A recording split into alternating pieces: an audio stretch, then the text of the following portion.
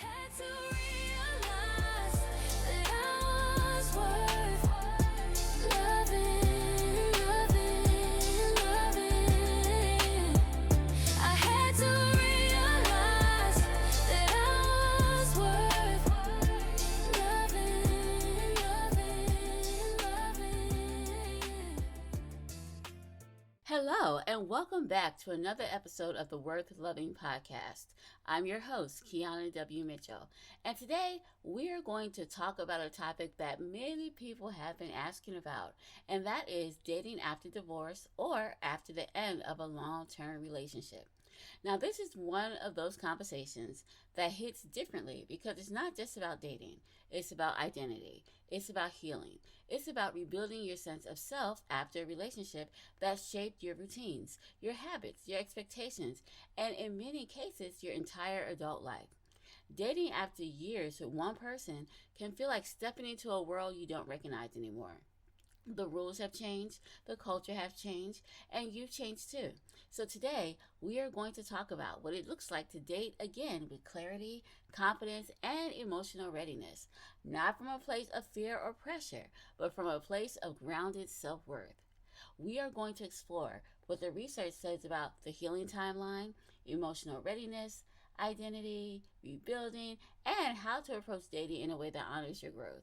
We'll talk about what psychologists have discovered about post-divorce dating, why some people thrive in new relationships while others repeat old patterns, and how you can navigate this season with intention.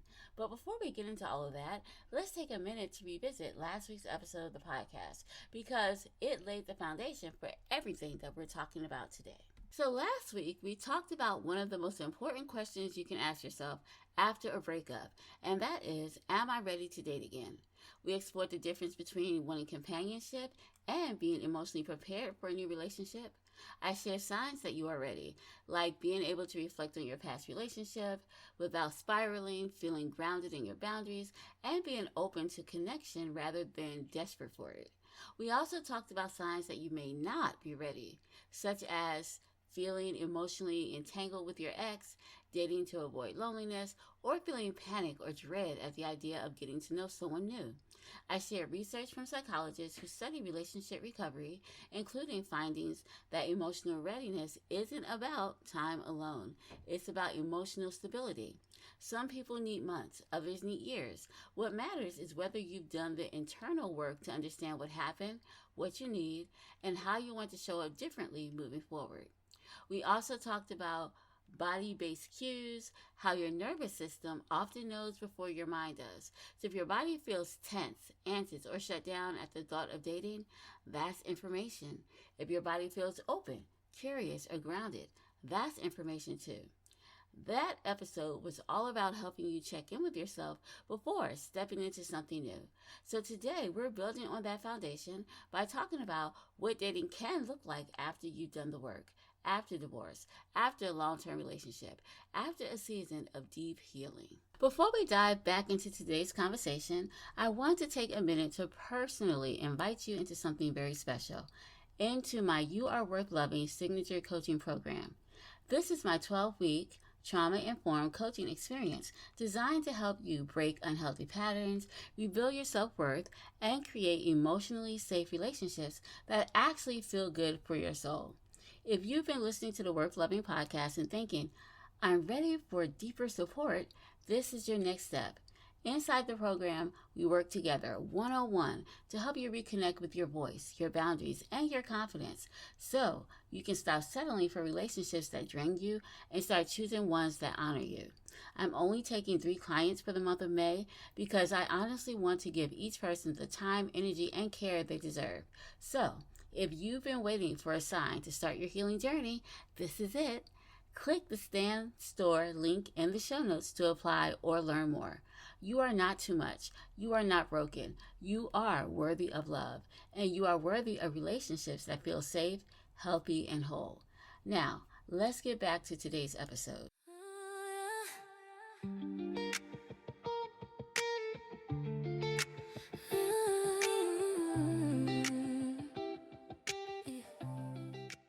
Dating after divorce or a long term relationship isn't just dating again.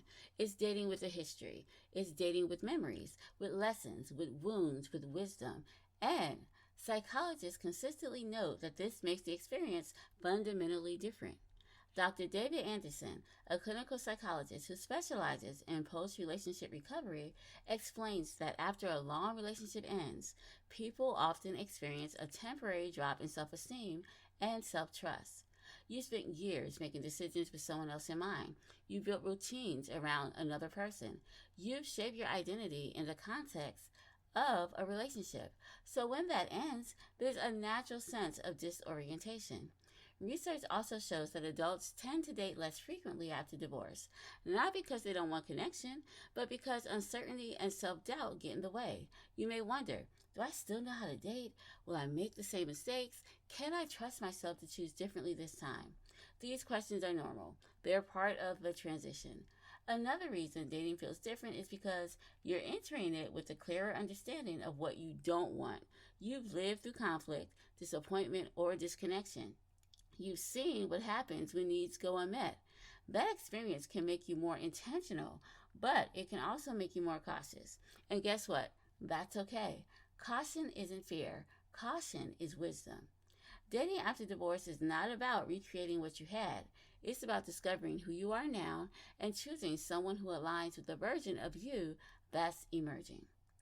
One of the biggest questions people do ask after a divorce or a long term relationship is, how long should I wait before dating? And we talked a little bit about this last week when we were talking about if you would know whether you're ready to date again.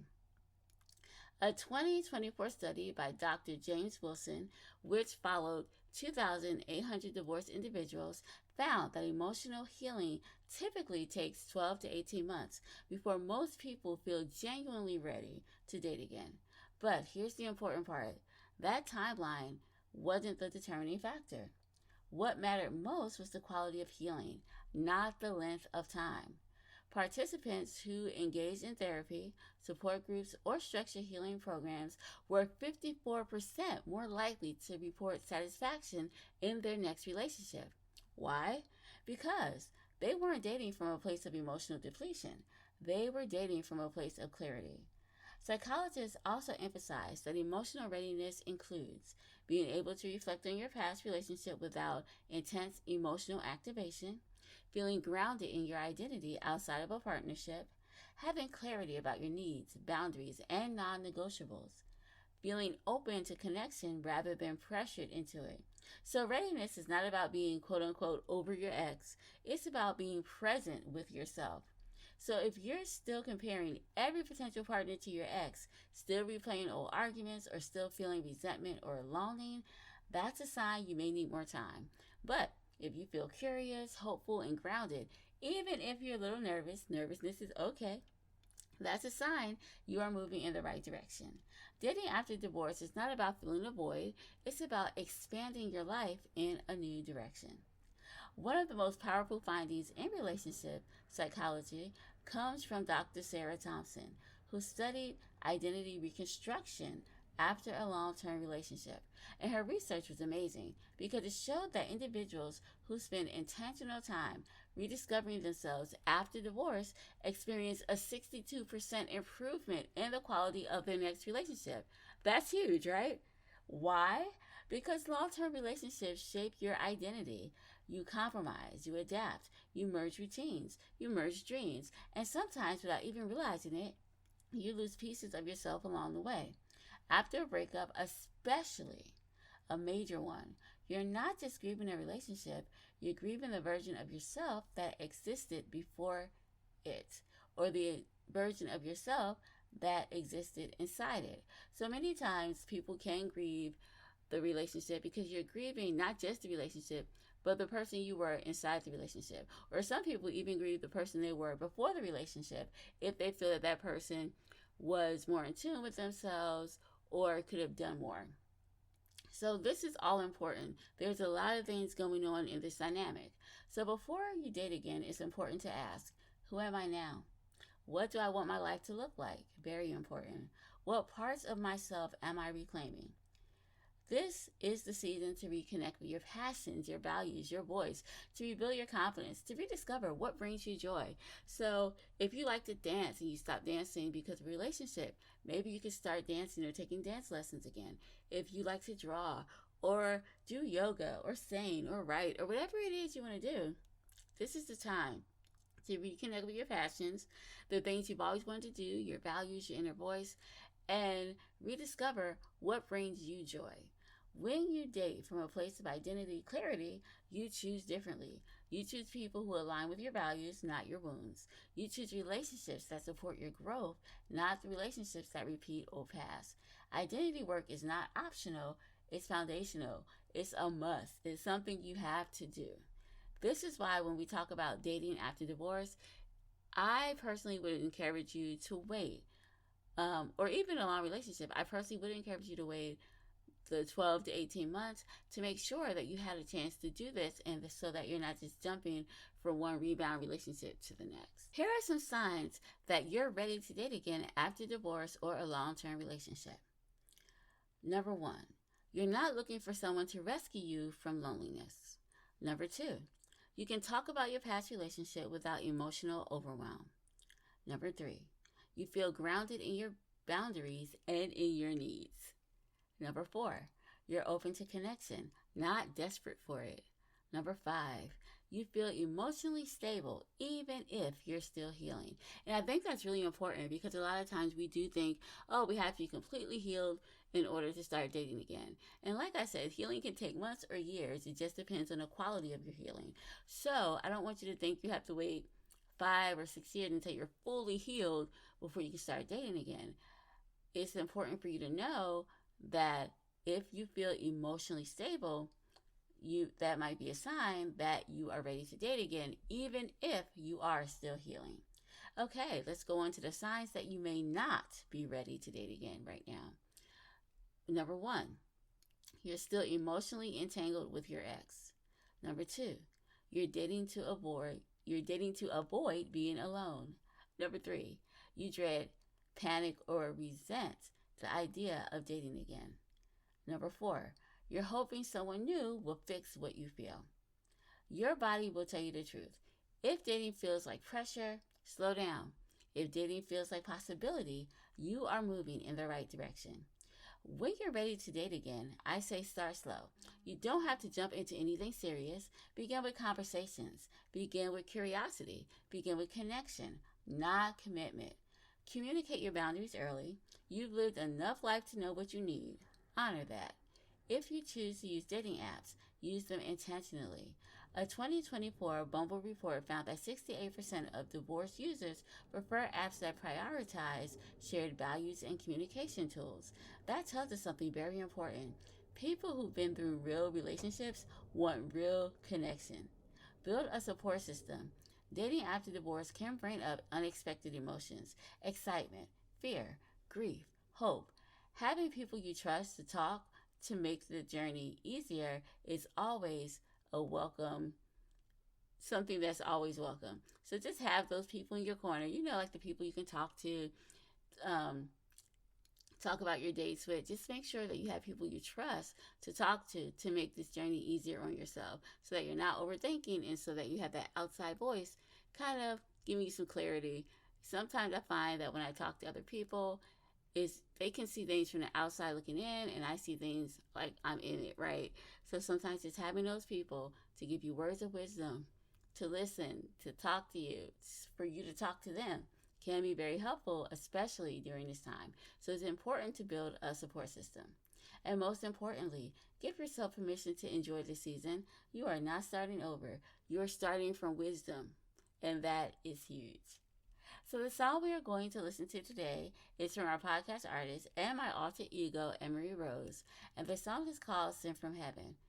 I also want to remind you guys to check out Emery Rose's first album called The Soulable Woman, which is now available on Spotify, iTunes, Apple Music, wherever you stream music. We are there. Here is the song Sent from Heaven by our artist, Emery Rose.